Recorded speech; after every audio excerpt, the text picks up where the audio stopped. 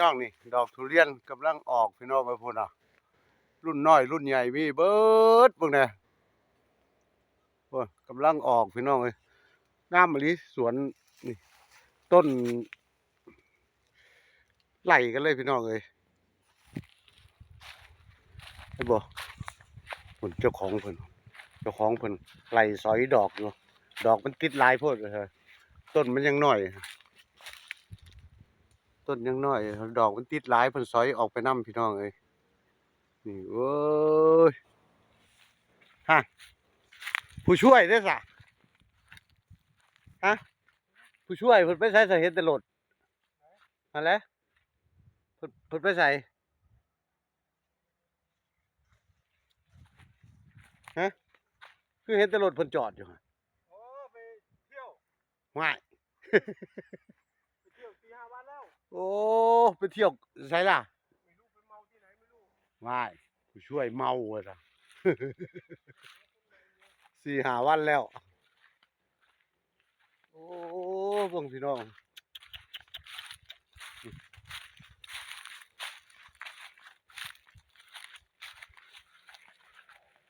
สวนทุเรียนจักไร่ก็นี่นะ15 ไร่บ่14 ไร่มึงน่ะต้นทุเรียน14 ไร่พี่น้องเอ้ยต้นโอ้ยต้นทรงพุ่มต้นพอๆกันเลยพี่น้องเอ้ยอืมงาม14 ไร่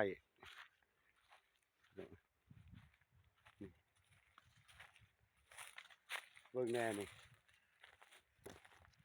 ความสูงอ่ะพี่น้องเอ้ยเฮ็ดได้สิขึ้นเก็บได้เดี๋ยวนี้ สูงโพดเบิ่งแน่ต้นทุเรียนแม่เป็นลูกแล้วโอ้โอ้ยเบิ่งแน่พี่น้องนี่ซ้ำนี่ซื่อโดนตัดเอาให้เฮ็ดได้สิขึ้นเก็บได้นี่พี่น้องเอ้ยเบิ่งเขาเด้อนี่ บันได25 ขั้นโอ้ยเฮ็ดได้สิขึ้นตัดได้พี่น้องเอ้ยนี่บ่ต้องขึ้นแล้วนี่ โอ้ยังมีเตี้ยกว่านี้อีกพุ่นอันนี้แห้งคักพี่น้องเบิ่ง สิพาเบิ่งนี่โอ้ยทุเรียนแม่โอ้ยเบิ่งชาวบ้านเขาว่าจนแหงนจนหมวกตกพุ่นว่าพี่น้อง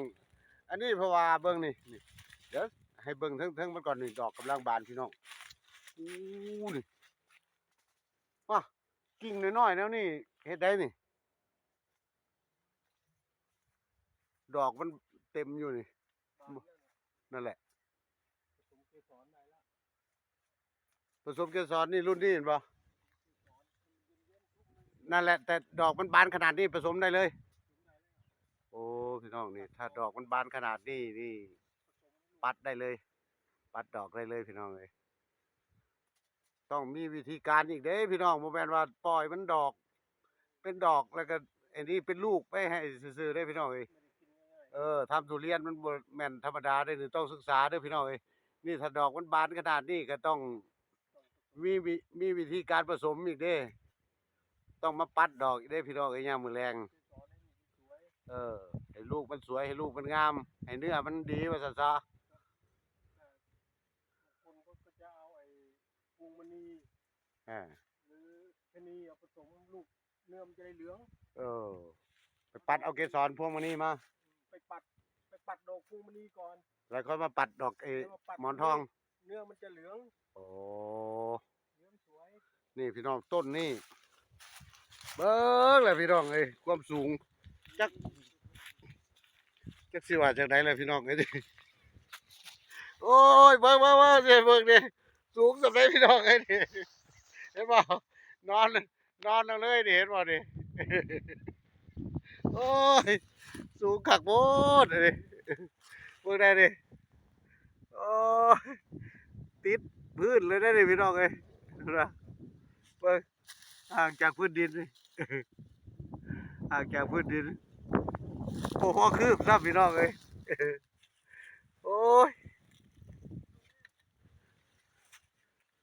เดี๋ยวไปเบิ่งทั้งพุ่นอีกพี่น้องโอ้สวนเพิ่นแหมงามแบบนี้อันนี้ปลูกที่แม่นปลูกใหม่เพิ่นนี่เพิ่นปลูกขยับขยายออกมาหักเป็นดอกแล้วทั้งพุ่นก็ได้